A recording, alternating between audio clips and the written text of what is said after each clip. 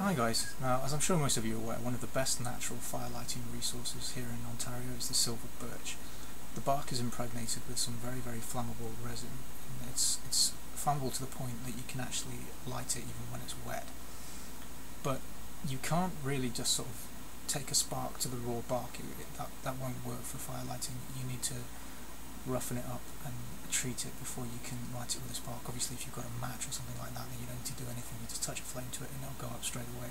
But if you've only got your trusty firesteel, then you need to treat it and prepare it a little bit before you can actually get a fire going with it.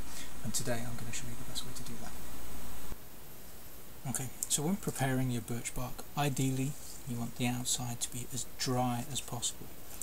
And then the trick is you just sort of score the outside to make the bark as thin as possible, similar in the way that we want if we were using Maya sticks or something like that. We want to fuzz up the stick to make it as thin as possible to make fine shavings. But it's the same sort of principle with birch bark. You want to just score it with the tip of your knife, fluff it up so you've got lots of nice thin fibres that will easily take a spark. And obviously the drier it is, the better. That's actually nice and fluffy, so that should take a spark pretty well.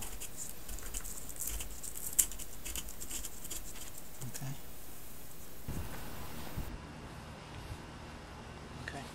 Now it's worth noting that when you're using natural tinners like this, in fact whenever you're using a fire steel, the best technique to do is to actually hold your striker in place and pull the fire steel away from the striker, and that prevents the risk of you actually knocking your tinder bundle over with.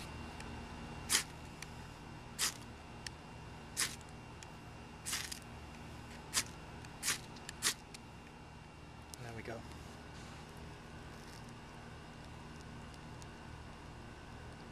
Sparks up perfectly. I love birch bark, it's such a wonderful material, so versatile. Thanks for watching, I hope you found this useful. As always, any questions, queries, problems, feel free to drop me a line.